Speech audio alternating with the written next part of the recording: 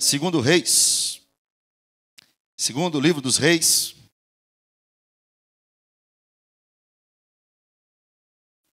No capítulo 4.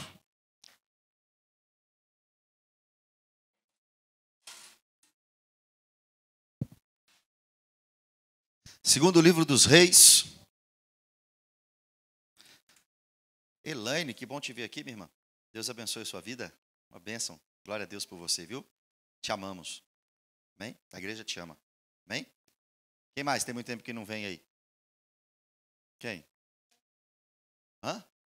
Cadê a Vanilda? Ah, a Vanilda, eu cumprimentei ela ali. Glória a Deus, bom te rever aqui também, minha irmã. Deus abençoe. Essa casa é sua. Sempre que estiver por aqui, pode nos visitar. Amém? Quem mais? Quem mais tem muito tempo que não vem? Uma irmã ali falou assim, você, pastor, tem muito tempo que você não vem. Não, só faltei domingo passado, né? E quarta passada. Só faltei domingo passado e quarta passada. Segundo o livro dos Reis, no capítulo 4. Ah, o Júlio também. Júlio mudou para longe, irmãos. Tá morando no Tocantins, Júlio. Rapaz, eu fui lá quente, hein? Meu Jesus amado. Glória a Deus. Amém. Júlio está lá. Mandando e desmandando em Tocantins agora, né, Júlio? Bom rever vocês, meus irmãos. Segundo o livro dos Reis, no capítulo 4, nós iremos hoje do versículo 1 até o versículo 7. Esse texto é muito conhecido. Esse texto é muito conhecido. Irmãos, o azeite da viúva. Aí, eu já sabia. Só o título da mensagem já nos enche de esperança. Quando esse texto veio à minha mente, eu preguei ele já algumas vezes, de fato, esse texto me ensina muito, mas também me dá muita responsabilidade. Tudo aquilo que Deus faz na sua vida, irmãos, é para te abençoar, Ele te guarda, Ele te protege, Ele multiplica, Ele não deixa faltar, mas uma responsabilidade também vem. E nós iremos ver que essa mulher foi uma mulher extremamente abençoada depois de passar por uma grande crise. Mas depois que ela foi abençoada, também veio uma grande responsabilidade. Quem Deus usou para operar este milagre foi Eliseu. E Eliseu é o sucessor de um dos maiores nomes do Antigo Testamento. Eliseu é o sucessor de um dos profetas maiores do Antigo Testamento, mesmo que ele não tenha escrito livros. Eliseu é o sucessor do profeta Elias. Elias era tão íntimo de Deus, tão próximo de Deus, que não viu a morte. Elias é uma exceção no meio da regra. O salário do pecado é a morte, e todos pecaram. Todo ser humano vai passar pela morte. Elias não passou. E para quem conhece Bíblia, outro homem também não passou no Antigo Testamento. Enoque. Está lá em Gênesis capítulo 5, a Bíblia diz que Enoque andou com Deus e já não era, porque Deus o tomou para si. Mas a Bíblia também mostra Elias subindo aos céus por um redemoinho, sem ver a morte. Elias foi o homem que operou em vida 7 milagres. Um dos grandes milagres de Elias é descer fogo do céu e cair no altar diante dos profetas de Baal. Elias foi o homem que, com a sua ousadia, segundo a sua oração, fez com que em Israel não chovesse mais e depois voltasse a chuva. Elias ressuscitou um filho de uma mulher viúva lá em Sarepta. A primeira ressurreição da Bíblia veio através do ministério de Elias. Mas todos passam. Nenhum líder é para sempre. Às vezes o líder trabalha e exerce o seu ministério e Deus levanta o seu sucessor. Em um dia muito triste, Elias foi para o Horebe pedir a Deus a morte. E Deus disse para ele ali, eu vou pregar isso qualquer dia. Por que é que você está pedindo a morte? O que você está querendo aqui, Elias? Você ainda precisa ungir 2 reis, um para a Síria, outro para Israel. E você precisa ungir Eliseu como seu sucessor. Eliseu é o sucessor do profeta Elias. E antes de Elias ser assunto aos céus, Eliseu faz um pedido grande, pesado, difícil, ele quer porção dobrada. Daquilo que Elias fez, ele quer o dobro. o aluno querendo fazer o dobro que o professor fez. É possível? É possível se Deus quiser, e Deus queria. E Deus faz com que Eliseu agora seja o sucessor de Elias. Eliseu também fez milagres. Abriu o rio Jordão, tirou fome de panela, multiplicou alimento, fez machado flutuar, ressuscitou filho da viúva, fez com que uma profecia gerasse vida num ventre que não tinha filho. Eliseu fez muitos milagres, realizou 13 milagres. Agora perceba comigo que 13 não é o dobro de 7. A Bíblia nos ensina que Eliseu realizou 13 milagres em vida, mas ele pediu unção dobrada. Ele pediu o dobro. E para Deus, irmãos, 14 é 14, não é 13. Às vezes nós acostumamos com o 13, porque o 13 está perto do 14, mas unção dobrada é 14. A Bíblia mostra para nós em 2 Reis, capítulo 13, que depois que um homem é jogado na sepultura de Eliseu, já tinha morrido, os ossos estavam lá, e depois que esse homem é colocado na sepultura de Eliseu, por encostar nos ossos, esse homem ressuscita. E Eliseu, em morte, realiza o 14º milagre, porção dobrada, certinho, como aquilo que ele tinha pedido a Deus. Aqui no capítulo 4 de 2º livro dos Reis, nós temos a história da viúva que recebe o maior milagre de Deus da sua vida. Ela percebe que Deus estava cuidando dela em um momento de dificuldade, em um momento de dor. É o momento em que Eliseu é usado por Deus para multiplicar o azeite da viúva. Vamos entender esse texto. O versículo 1 começa dizendo, certa mulher. Certa mulher. Qual mulher? Não tem o nome. Quem é ela? Não tem o nome dela na história do texto. Neste mundo que às vezes nós queremos o nosso nome elevado e engrandecido, essa mulher não tem nome na história. No momento em que hoje você quer fazer o que na sua profissão? O seu nome. Você quer fazer o que no seu bairro? O seu nome. Às vezes no ministério queremos o nosso nome. Neste caso aqui, irmãos, o que importa para esta mulher não é o nome dela. O que importa para essa mulher é que ela seja atendida por Deus em suas necessidades. Essa mulher não está preocupada em seu nome. E o texto também não. E Eliseu também não. E quem escreveu também não. A importância não é o nome da mulher. A importância é o Deus que essa mulher serve. Não importa quem é ela, importa o que Deus pode fazer na vida dela. Irmãos, o único nome a ser exaltado neste trecho da passagem não é o da mulher, nem sabemos. Não é o do profeta. O único nome a ser engrandecido é o nome de Deus. Aqui também, um pregou, o outro veio, o outro não veio. Um vai ali, o outro vai aqui, um planta, outro rega, mas quem dá o crescimento é que merece ser exaltado. E só há um nome pelo qual importa que sejamos salvos. Não é o nome da mulher, não é o nome de Elias, não é o nome de Eliseu, é o nome do Senhor. E todo joelho, toda língua vai ter que confessar, todo joelho vai ter que se dobrar e vai ter que reconhecer que Jesus é Kyrios, Senhor, Jesus é Rei. Aqui nós não temos o nome da mulher, mas não importa muito. Não temos o nosso nome elevado, mas não importa muito. Não temos o nosso nome muito engrandecido, não tem problema, não importa muito, porque o nome todo-poderoso, o eu sou o que sou, o eu serei o que serei, está do nosso lado. É esse nome que precisamos. É desse nome, não do nome da mulher, não do meu, não do seu. Agora, olha quem ela era. Das mulheres dos discípulos dos profetas. Desde o profeta Samuel, nós temos na Escritura Sagrada profetas fazendo discípulos. Alunos. Jesus fez discípulo e nos mandou fazer discípulos. Se nós não estamos fazendo discípulos, nós estamos pecando. A ordem em Mateus 28 é: façam discípulos, batizando em nome do Pai, do Filho e do Espírito Santo, ensinando-os a guardar todas as coisas que eu vos tenho ordenado.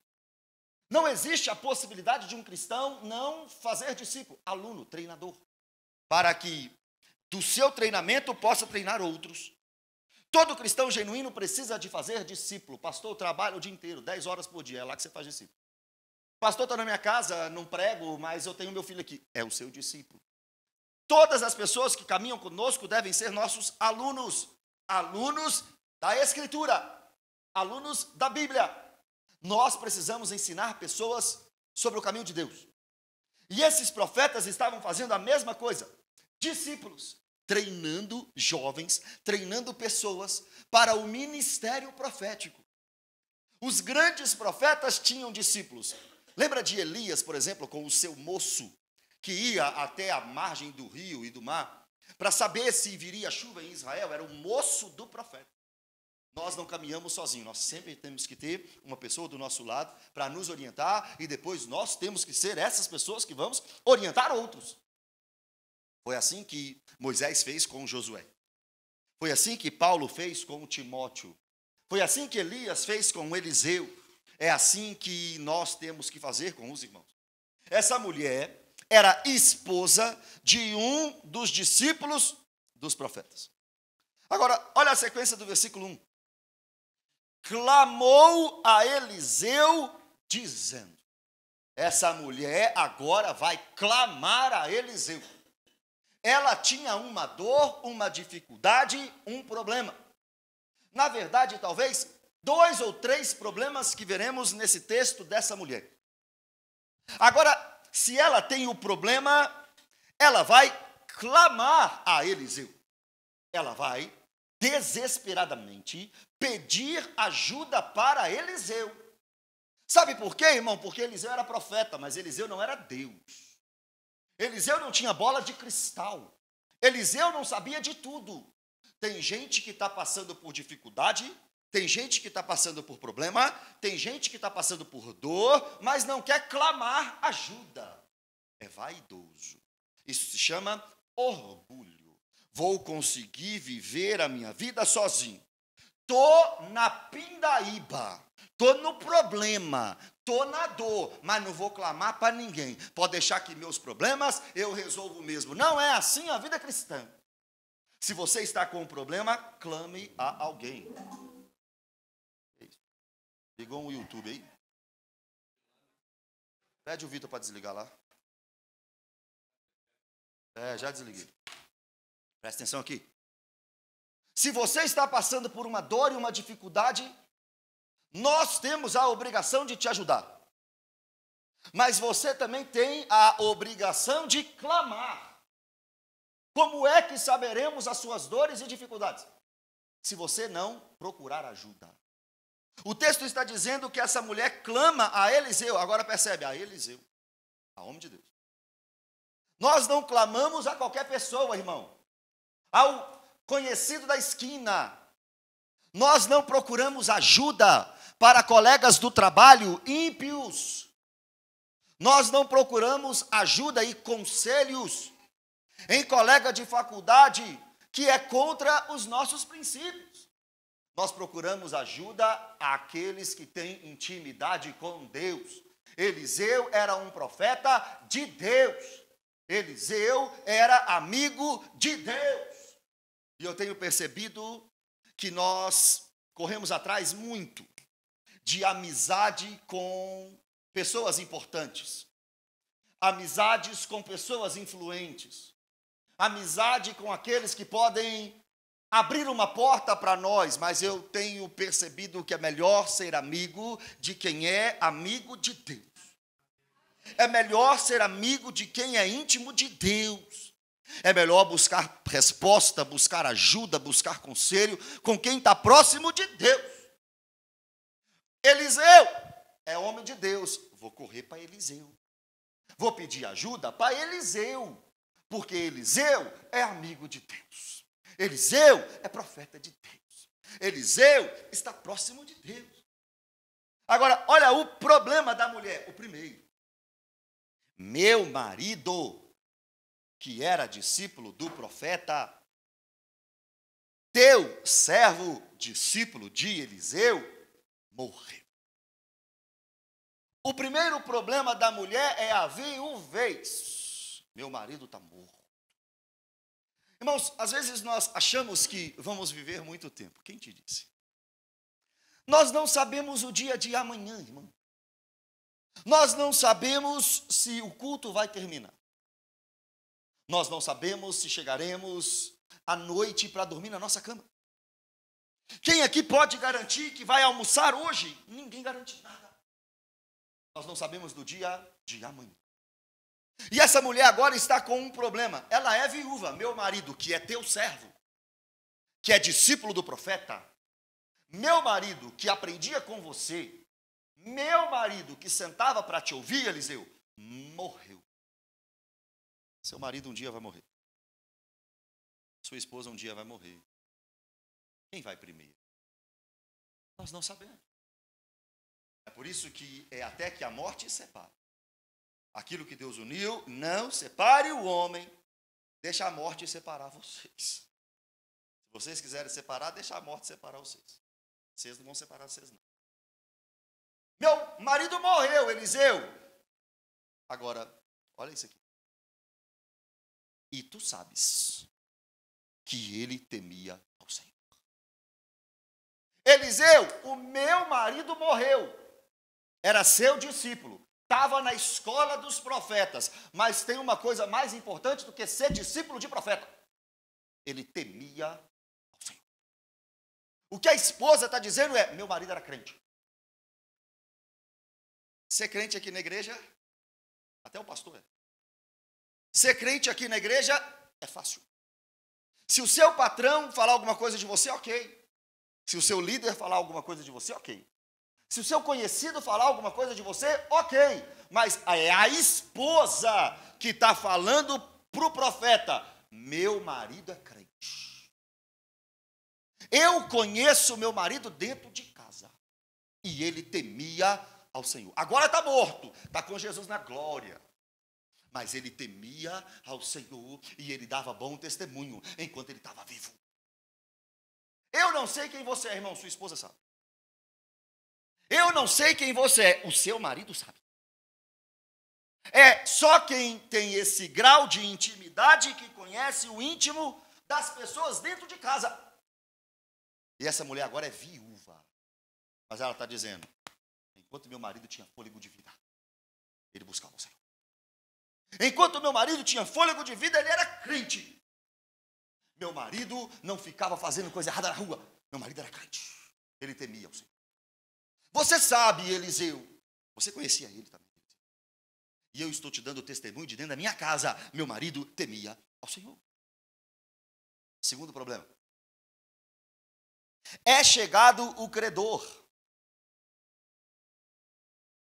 para levar os meus 2 filhos para lhes serem escravos. O marido era crente, mas estava com dívida. Uma coisa é você ter dívida porque você é um safado. Tem que ir para a cadeia. Não vem domingo que vem não, porque amanhã você vai se entregar para a polícia. Mas outra coisa é ter dívida porque a coisa apertou. Quebrou. Está endividado.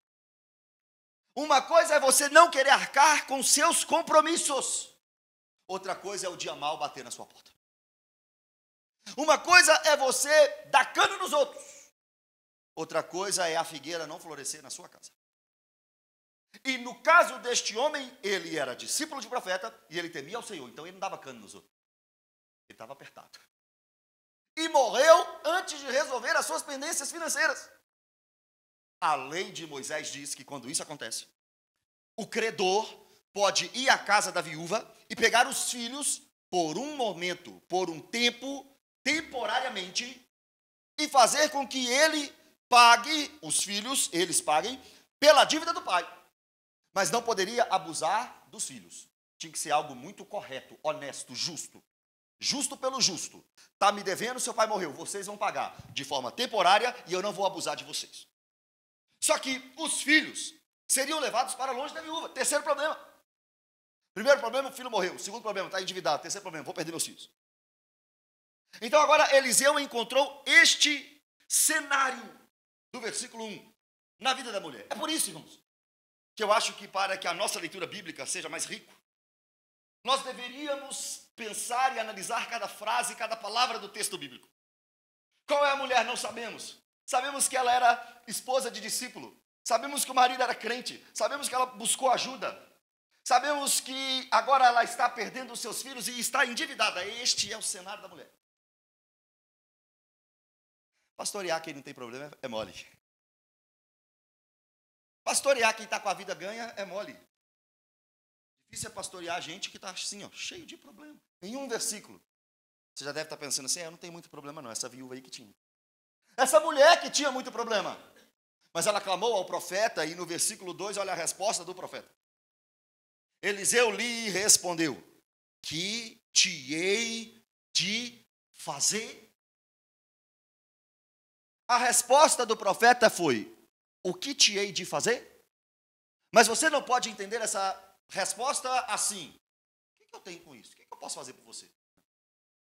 Como eu posso te ajudar?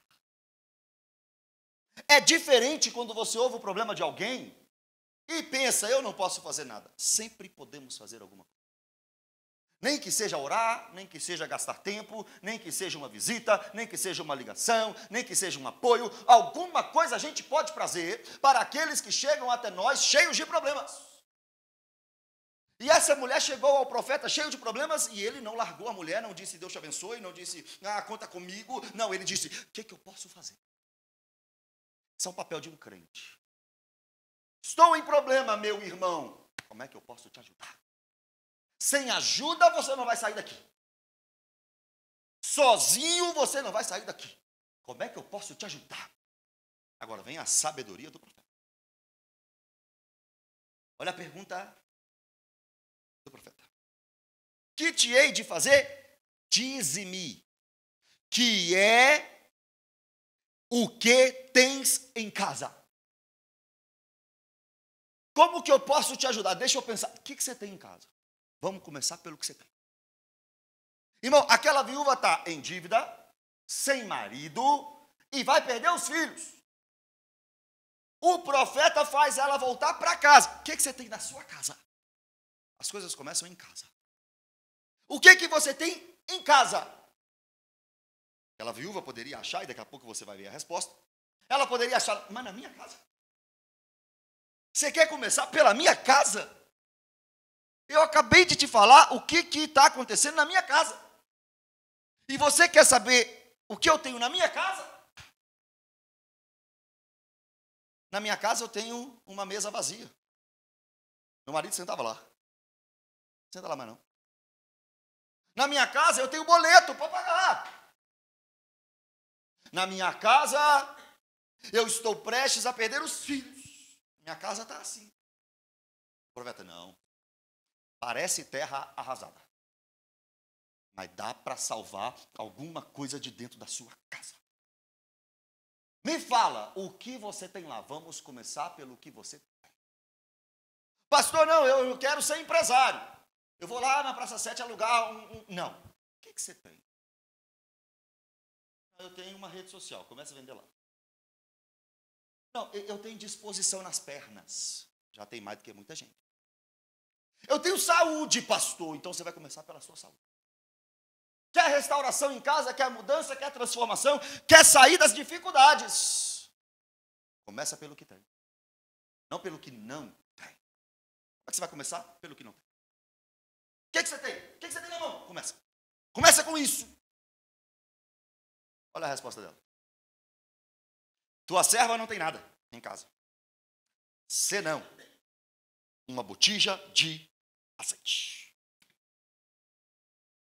Nada, exceto uma botija de azeite. Na casa dela tinha nada, irmão.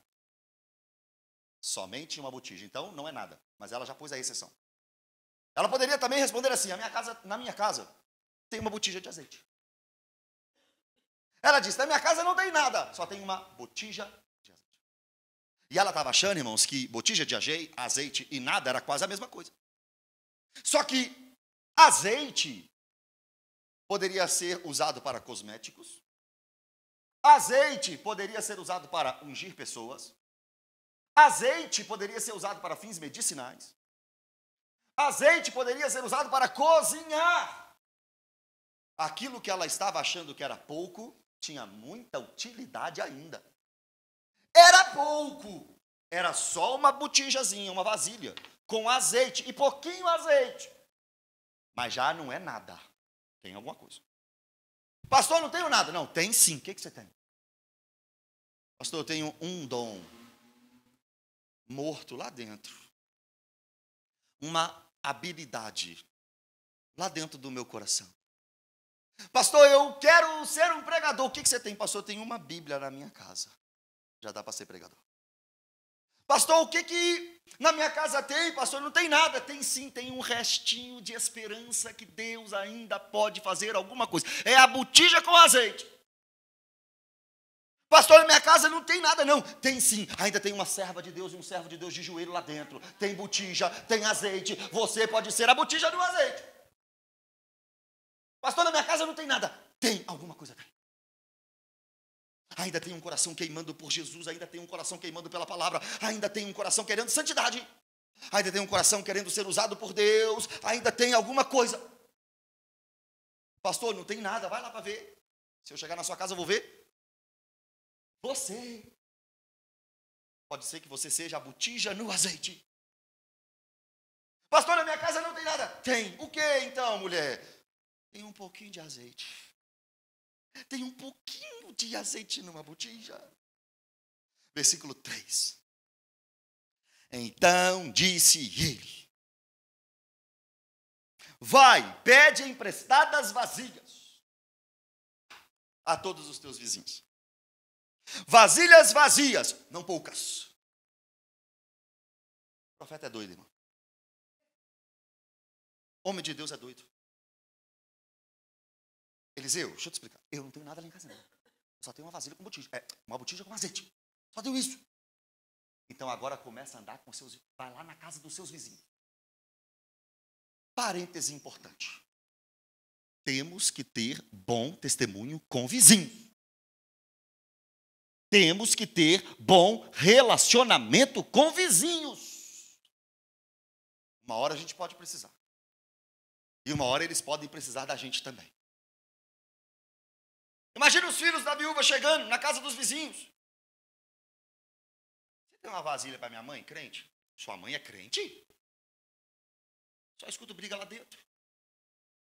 Palavrão lá dentro. Xingamento lá dentro. Vocês são crente?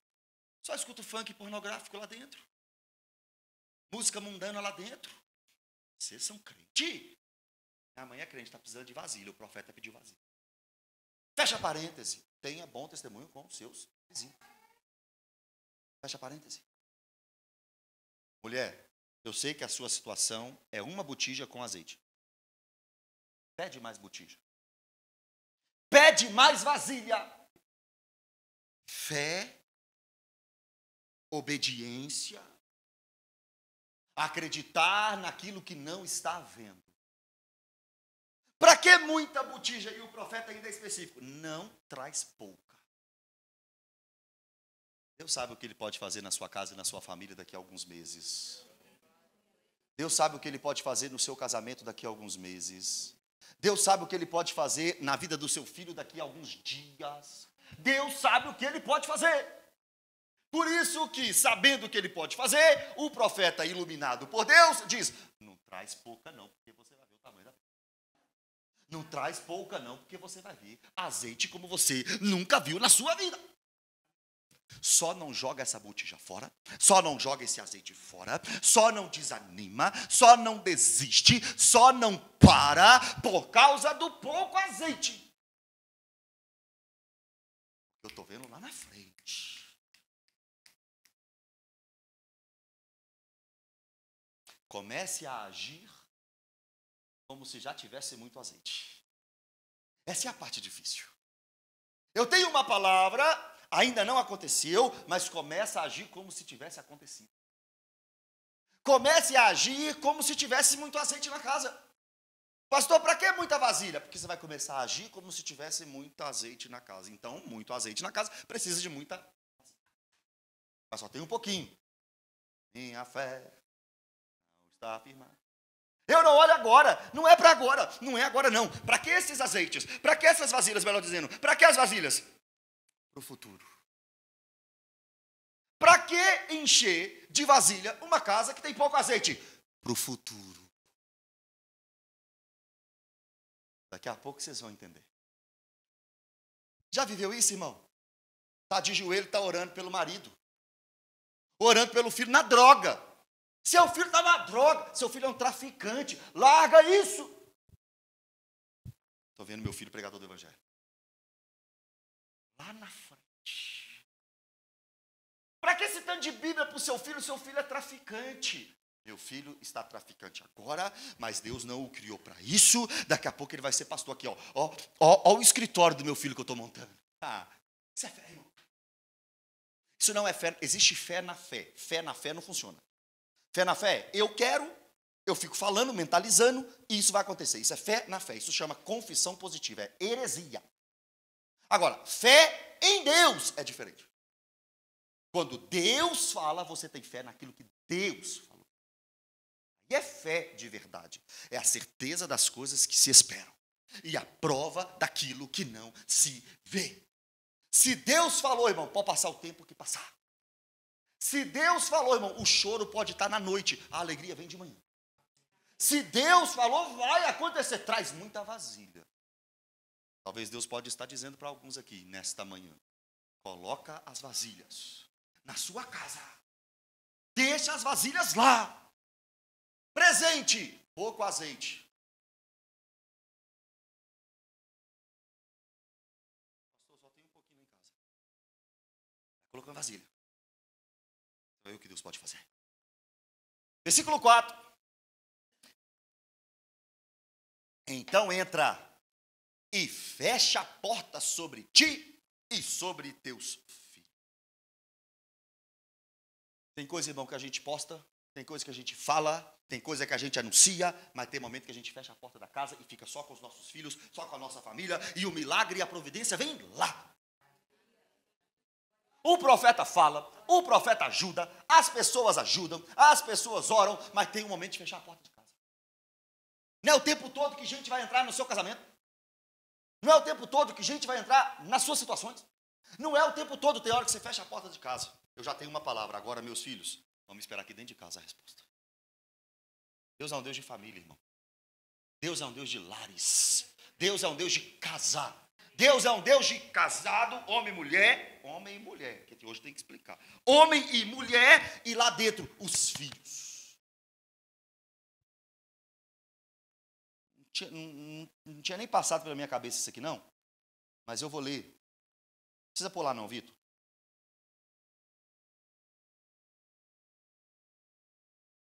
Bem-aventurado aquele que teme ao Senhor e anda nos seus caminhos. Do trabalho de tuas mãos comerás, e feliz será, e tudo te irá bem. Tua esposa no interior de sua casa será como videira frutífera. Teus filhos como rebentos da oliveira, a roda da tua mesa. Eis como será abençoado o homem que teme ao Senhor. O Senhor te abençoe desde Sião, para que vejas a prosperidade de Jerusalém. Durante os dias da tua vida, veja os filhos de teus filhos. Pai sobre Israel. Tem coisa dentro de casa, irmão. Tem bênção que acontece dentro de casa. Tem bênção que Deus vai dar para a gente dentro de casa com os filhos. Com a reunião, com o jantar, com o café da manhã em paz, amando uns aos outros, dentro de casa. Olha o profeta. Vai, fecha a porta da sua casa com seus filhos lá dentro.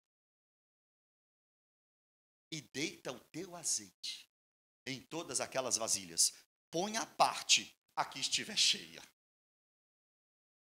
Consegue imaginar a alegria dessa mulher? Era mulher de discípulo de profeta, não? Era mulher de homem crente. Foi atrás de homem crente. Essa mulher era crente. Crente não precisa ver. Crente só precisa de uma palavra. Tem uma palavra. Eu creio naquela palavra. Nada vai me tirar do trilho daquela palavra que eu recebi. E agora? Os números só estão caindo agora, mas eu tenho uma palavra. O problema chegou agora, mas eu tenho uma palavra. Imagina José naquela prisão, irmãos, no Egito. Passa o copeiro, passa o padeiro morre, o copeiro vai.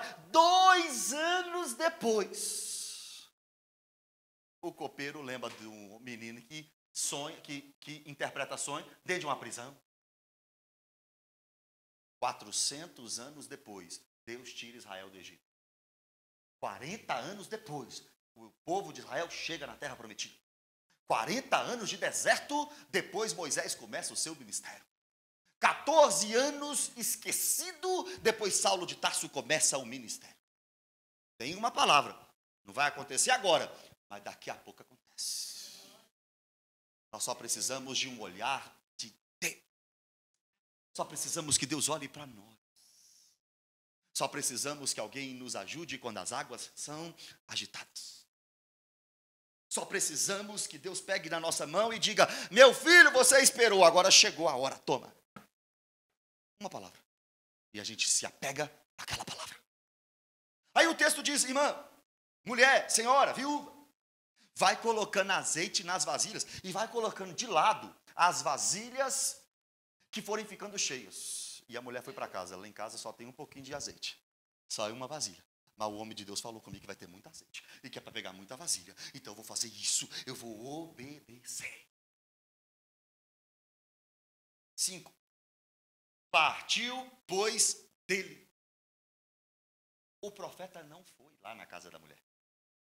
A mulher que voltou para a casa dela. O profeta ficou daqui. Faz o que eu estou falando. Volta para casa e faz. Porque tem gente também que a gente fala aqui, deu 2 passos na rua, já esqueceu o que a gente falou. Volta para casa, não vai ter azeite. Mas vem. Profeta, pode ficar aí. Porque não é o profeta. É a palavra de Deus atrás do profeta. O profeta pode até não ir na minha casa, mas a palavra de Deus vai chegar lá na minha casa. O profeta pode não chegar lá, mas aquilo que ele falou, eu guardei no coração. E, irmão, quando você guarda no coração, quem tira? Quando você guarda no coração, quem tira? Por isso que o salmista disse: guarda a tua palavra no meu coração, para não pecar contra ti. Está no meu coração a palavra, vou voltar para minha casa. E o texto diz: fechou a porta sobre si e seus filhos. Mais uma vez eu te peço, fecha a porta da sua casa. Tem coisa que é no privado. Tem coisa que é só entre vocês. Briguei com meu filho. Aí a mãe sabe dar indireta agora no direct, no story. Um filho, uma mãe é para meu filho não é para uma mãe.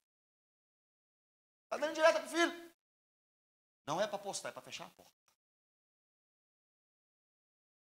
Eliseu mandou a mulher fechar a porta aqui. Depois, quando ele vai ressuscitar o filho da sunamita, ele entra para o quarto e provavelmente fecha a porta. Elias, quando vai ressuscitar o filho da viúva de Sarepta, 1 Reis 17, entra no quarto e fecha a porta.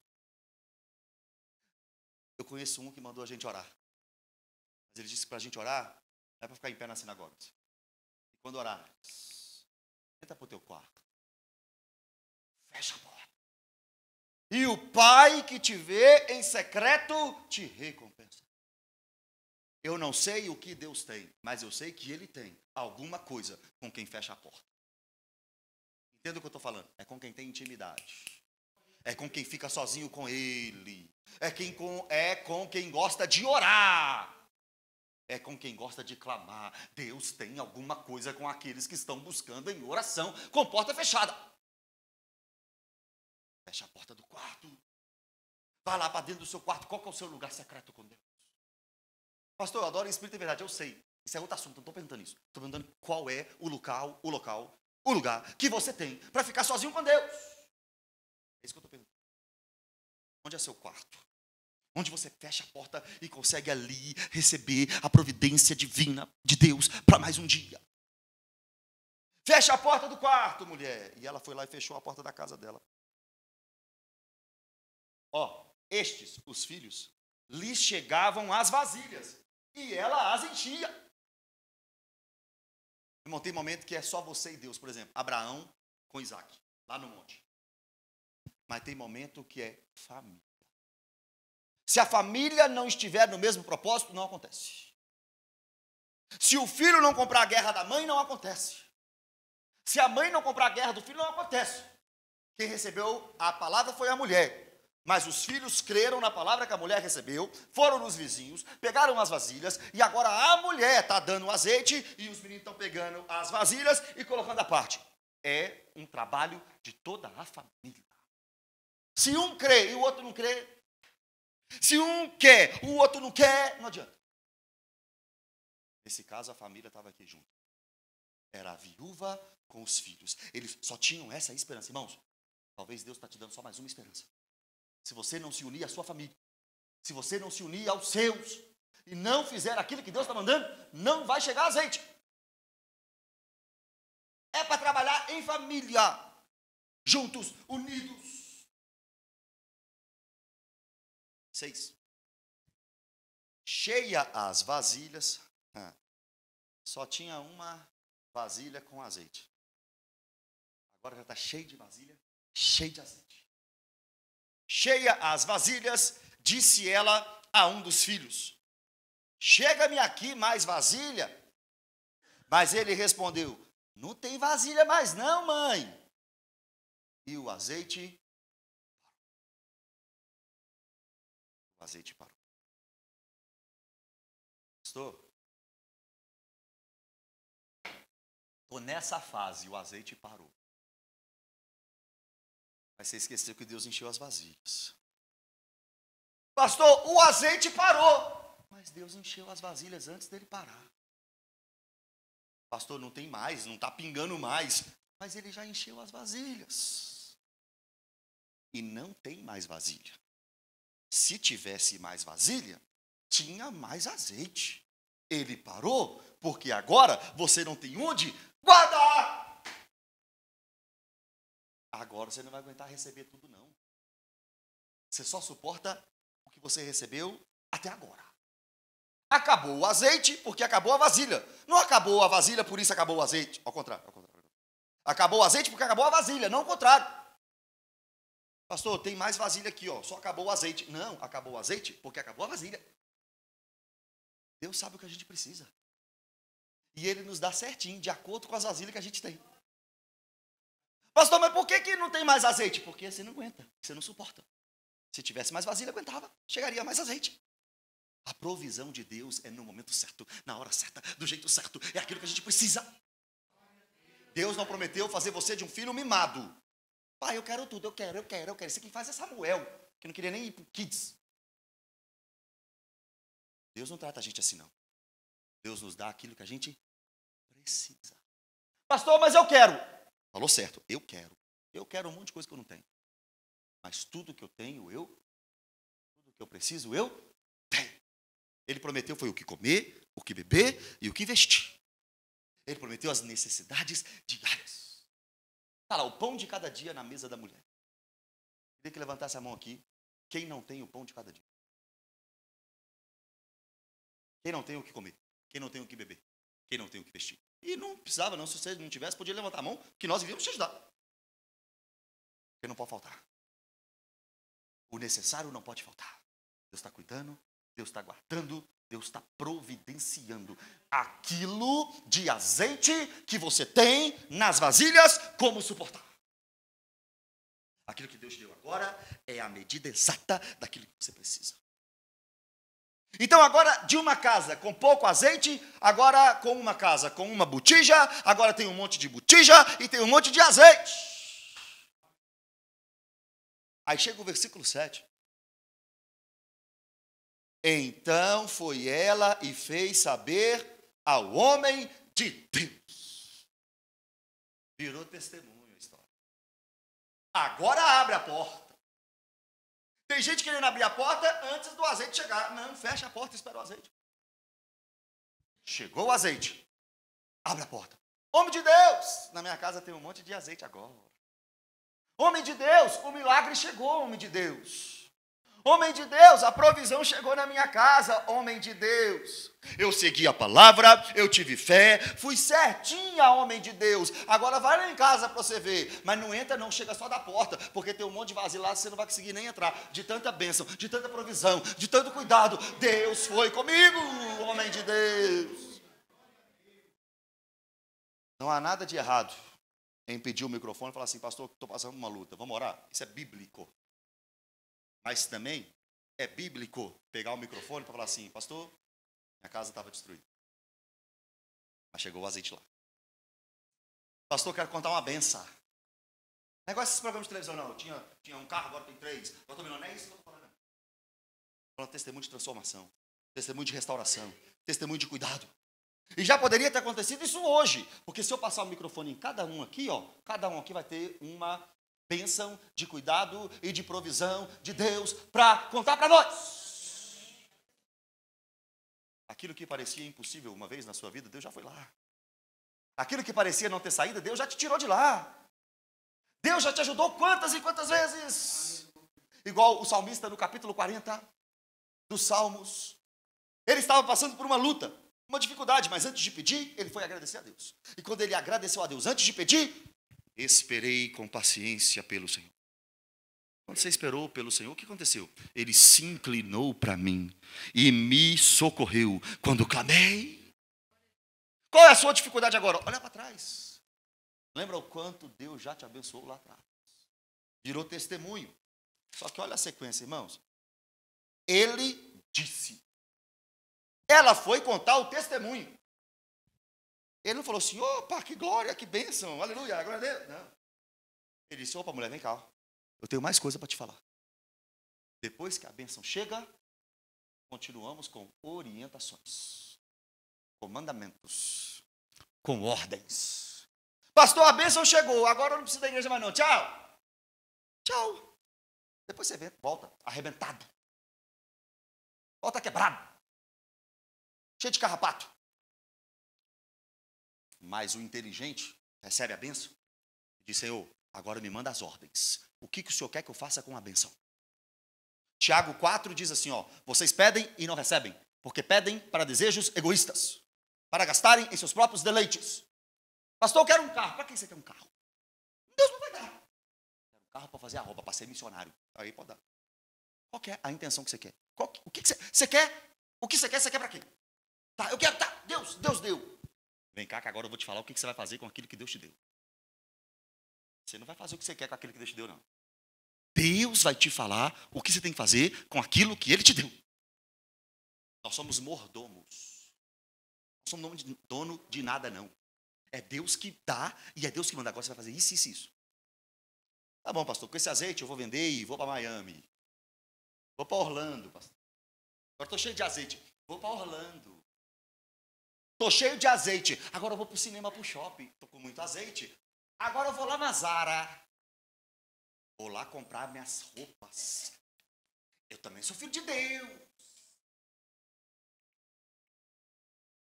Vai, vende o azeite e paga a tua dívida.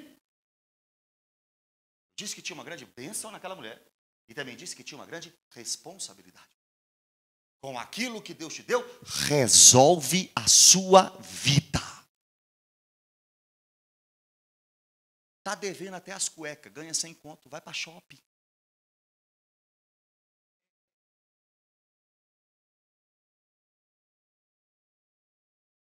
Está devendo o vizinho, ganhou 150 reais, pede sanduíche em casa. Eu não consigo entender isso. Tem que bater na porta do vizinho, está aqui os 150 reais. Eu te devia, eu sou o homem de palavra. Toma. Você é crente que faz. A minha empresa está toda enrolada. Aí você caiu em dívida, né? Caiu. Mas agora Deus mandou uns clientes. Eu vou ampliar minha casa. Vou fazer uma churrasqueira na minha casa. Você vai colocar os impostos em dia da sua empresa. Você vai pagar as suas contas. Crente não deve nada a ninguém, a não ser o amor. Se você passou por uma situação difícil e Deus te prosperou, conserta a sua vida. Paga quem você deve. Se você está devendo alguém, você não tem direito de comprar uma bala. Esse dinheiro não é seu. Esse dinheiro é do outro. Preguei isso ontem, lá em Curitiba. E falei isso aqui, Eu sou da época, que eu já estou descendo a serra. Eu sou da época que crente, eu via meu pai e minha mãe, eu via os crentes da época. Eu era criança, ficava olhando para os crentes. Os crentes da época eram assim, dá esse celular aí, dia 4 eu te pago. Pagava dia 4. O crente falava assim, ô Zé, pendura aí. Aqui as meninas quase não vêm fiado. Vocês crentes que não pagam, vocês não pagam. A venda da esquina, qualquer um aqui que tem comércio, sabe? Como é que crente é enrolado? Eu sou da época que pagava dia 4, era dia 4. Tá pago aqui, tá aqui, eu não te devo mais nada, não. Tá pago.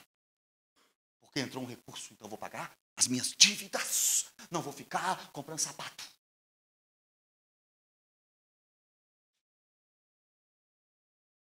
A preocupação que está na sua cabeça e na minha. Mas pastor, se eu pagar a minha dívida, acontecer comigo? Olha o texto. E tu e teus filhos vivei do resto. Deus não é, deixa eu usar a palavra com temor, Deus não erraria, vamos dizer assim, para dar apenas para pagar as dívidas. E não te dá aquilo que você precisa para comer. Ele dá para pagar a dívida e dá aquilo que você precisa para comer. Não é só pagar a dívida também, é viver do resto. Como? Com sabedoria, com clareza e discernimento daquilo que entra na sua vida. Qual é a prioridade? A prioridade é essa dívida, tá paga essa dívida. Agora vamos comprar um arroz também para a gente comer? Vamos comprar um pãozinho para a gente tomar café? Ah, mas não compra 3 não, compra só 2. Por quê? Porque o dia de 1 é para pagar a dívida do mês que vem. Até ser desafogado. Quem mandou você entrar nas dívidas? Deus está te dando a provisão no meio das dívidas. Agora paga as suas dívidas. Conserta a sua vida. Coloque em dia a sua empresa. Coloque em dia a sua vida com a sua família. Coloque em dia as suas questões. Pastor, e o resto? O resto Deus proverá. Deus não vai deixar faltar, não, irmãos. Ele tem nos sustentado até aqui. Uns com muito, igual o Vitor, igual a Priscila, a Rita. Uns com muitos. Outros com pouco, igual eu, assim.